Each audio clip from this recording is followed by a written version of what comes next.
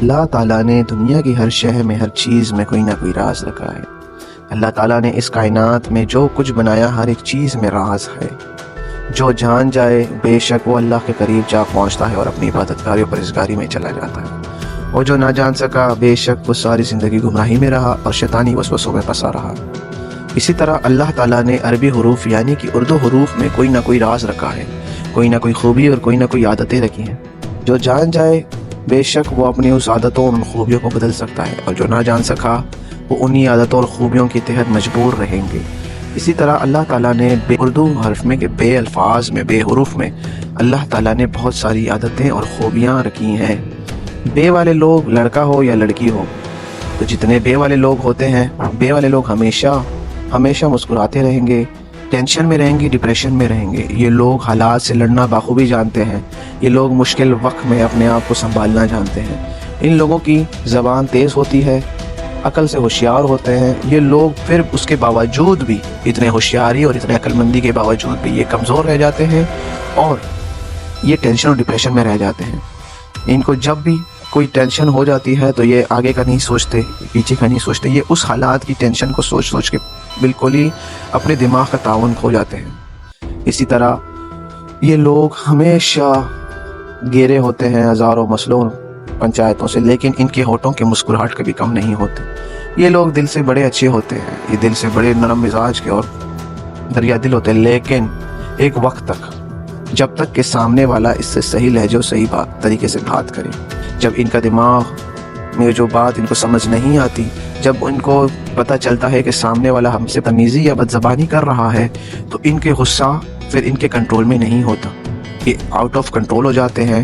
ان کی اس طرح کا غصہ ہوتا ہے کہ نہ کوئی بھی سوائے ان کے یا ان کے پسندیدہ انسان کے ان کا غصہ کوئی نہیں ٹھنڈا کر سکتا۔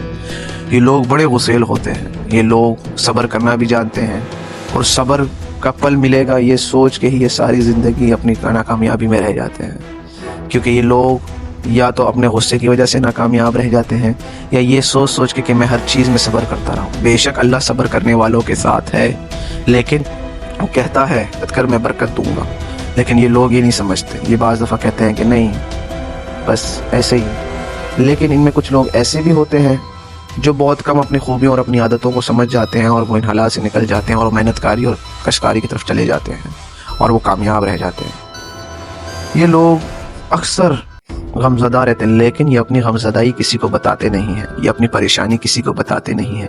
ہر انسان سے اپنی پریشانی اور اپنی غمزدائی چھپاتے رہتے ہیں، یہ کبھی بھی اپنی تکلیف کسی کو بیان نہیں کرتے، یہ ہمیشہ خوش اور آباد رہتے ہیں۔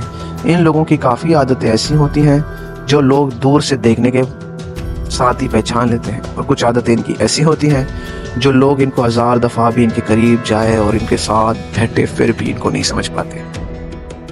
یہ لوگ اکثر شکر ادا تو کرتے ہیں لیکن ان کا دل صاف نہیں ہوتا، تو جس وجہ سے ان کا کبھی بھی اطمینان ان کو نہیں ہوتا کہ ان کا جو شکر ہے وہ قبول ہو چکا ہے یا نہیں، ان کی بخشش ہے وہ قبول ہو چکی ہے یا نہیں۔ تو لہٰذا اللہ تعالیٰ ہر کسی کی سنتا ہے، ہر کسی کی دعاؤں اور بخشش سنتا ہے۔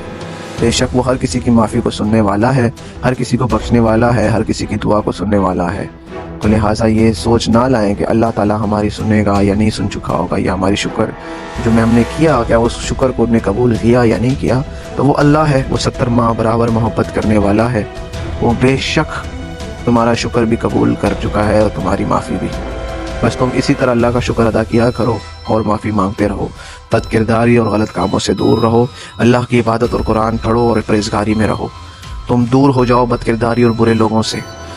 بے والے لوگ اکثر برے لوگوں اور برے سنگتوں کا سبب بن جاتے ہیں جس سے یہ برائی کے راستے پہ چلتے ہیں، لیکن ان کا ایمان کمزور اور یہ اکثر ان لوگوں کی جو سوچ و خیالات ہیں وہ الگ بدتر ہوتی ہیں۔ یہ لوگوں کا ایمان کمزور ہوتا ہے جس وجہ سے یہ لوگ پیچھے رہ جاتے ہیں اور برائیوں کے راستے پہ چلتے ہیں۔ ان لوگوں کے لیے بہتر یہ ہے کہ یہ برے دوستوں سے پرہیز کریں، اپنے غصے کو برداشت کیا کریں، اور ساتھ ہی ساتھ یہ ہر رات کو 2 دفعہ سورہ قدر پڑھ کے سویا کرے، اور جب یہ اٹھے تو منہ ہاتھ دھو کے جب یہ ناشتہ کرنے بیٹھے تو ناشتہ کرنے سے پہلے 5 دفعہ درود شریف پڑھا کرے اور 1 دفعہ سورہ فاتحہ پڑھا کرے، پڑھے اپنے مرحومین کے پیچھے۔